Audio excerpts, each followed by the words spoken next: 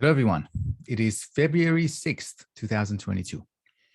And this morning we had another meeting of our writers group. And in my view, it was an important meeting, and we exchanged or considered important insights related to life and related to writing. In the beginning of each meeting, each writers group meeting, I would like to begin with general updates, general life updates, because life is the background of our writing. Life events shape our writing, inform our writing, stimulate our writing, and constrain our writing in terms of time and energy and other ways. And we ended up in this meeting, we ended up talking about relationships, human relationships, and the fact that human relationships are always in the background of our writing. They operate, at least implicitly, and sometimes even explicitly, in encouraging some forms of writing and discouraging some forms of writing. And that encouragement, discouragement, that sense of I'm allowed to write now about this topic in this way, that sense that it seems justified, it feels right to write about this topic, or maybe it feels wrong to write about this topic, and a sense of, maybe you could say, a sense of prohibition, both in the choice of topic and in the choice of language, maybe also in the choice of length. I think those things, we can trace them and find their roots in the relationships that we assume we have with the recipients of our writing, with the people that we imagine are reading our writing, or that our writings could be eventually for. This relationship that we have with them. So human relationships are the context, they are the background. And in that background, acts of communications happen, including acts of writing, and including acts of recording a video in this case. And the background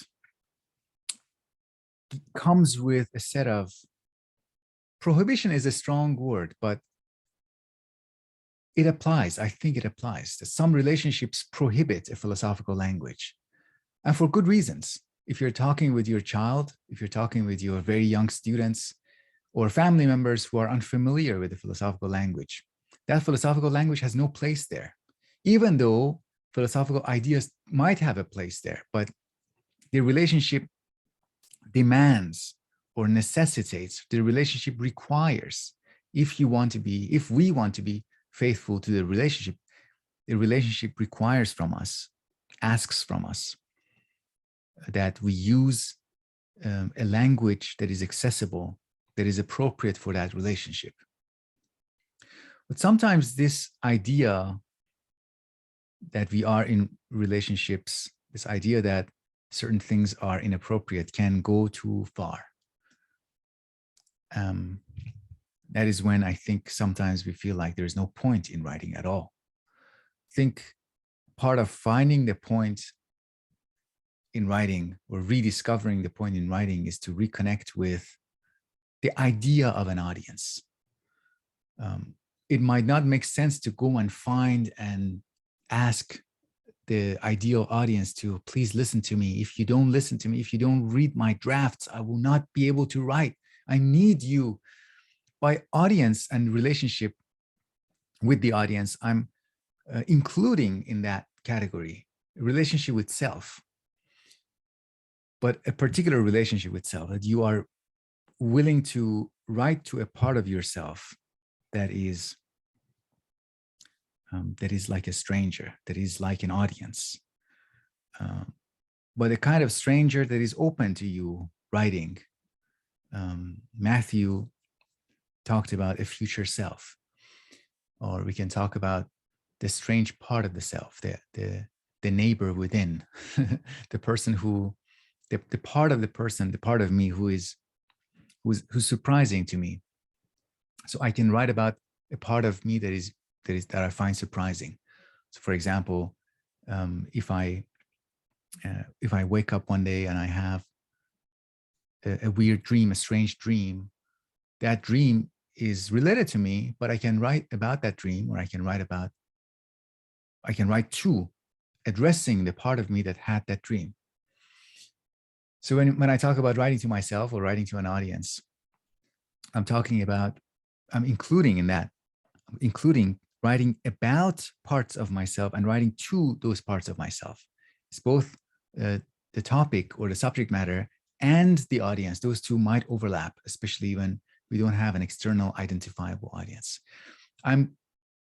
As you probably know, I'm quite uncomfortable with the phrase target audience. I don't want to target people. That language for me is, there's too much marketing baggage, too much business baggage in that audience. Even when people in the beginning of my YouTube, when I just started my YouTube channel, people would ask me, who's your target audience? I was uncomfortable asking that question and thinking about that question. I needed my own versions of that question. And my own version of that question allows me to to include myself. Now that brings us to a possible criticism of talking to yourself or finding an audience that is primarily in yourself, within yourself. That is a criticism that we hear quite often about philosophy, using the metaphor of intellectual masturbation. We don't want to do intellectual masturbation, even when we talk about things that matter to us. And even when we address an audience that we find primarily within us, within our mind.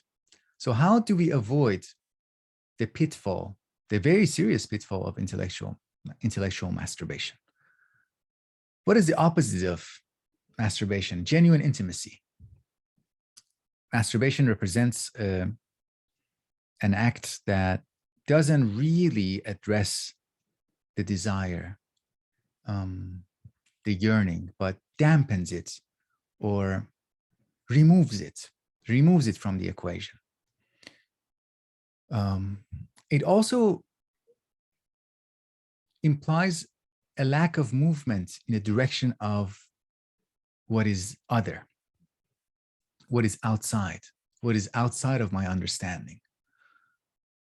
And it also implies that one of the tasks of, or maybe one of the desires of philosophy, one of the desires of philosophy is intimacy. And we want intimacy when we philosophize, intimacy with what is strange, intimacy with what is surprising. And to gain intimacy, to work toward that intimacy, to at least try to achieve that intimacy, we need to move towards it. We need to close the gap.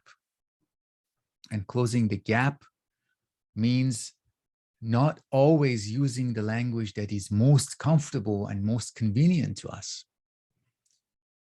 It makes sense to sometimes work hard on the language in order to facilitate and enable a contact with the other side of myself.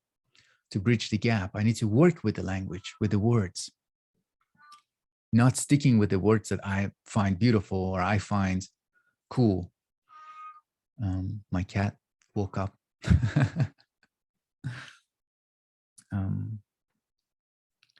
We talked about one more topic that maybe I can include here. The topic was another really important topic, in my opinion, again. And that's the topic of using first-person pronoun or subjective point of view in our writing. And there is still that lingering effect of that way of writing or that way of talking being prohibited in schools and in academia. And that prohibition is taken at face value. We don't find justification for it. And a reaction to that, which is also not necessarily helpful, although it is better than just sticking with the objective, no I, no first person, traces of the first person, is to say, no, just use it. Use the I as much as you want. That I think is better, but I think it fails to address the why people want students or other people or themselves. Why do we demand this objective style?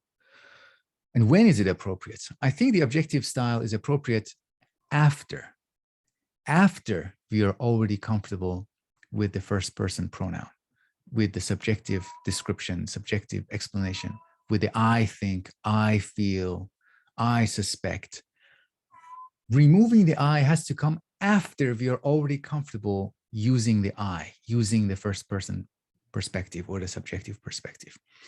And the objective style or descriptions or writing that is relatively more objective is an extension of the subjective style. So that's something else that we unpacked. We try to connect that with the broader topic of writing and relationship. And I will continue talking about or thinking about these topics.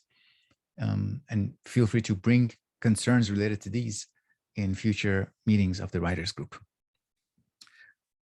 Thank you very much. I'm very grateful for the 3 other people. In total, there were 4 people in the meeting today, including myself. So I'm very grateful for the 3 people who participated in the group.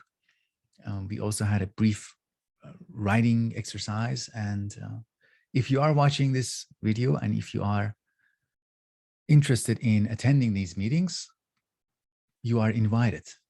You are invited. If you're watching this video, you are invited. Just get in touch with me. If you don't have the links, the information, get in touch with me. If you do have the information, then just feel free to attend. All right, that's all for now. Take care of yourselves. Hope you enjoy the rest of your weekend or the rest of your next week, depending on when you're watching this video. And we will speak in the future.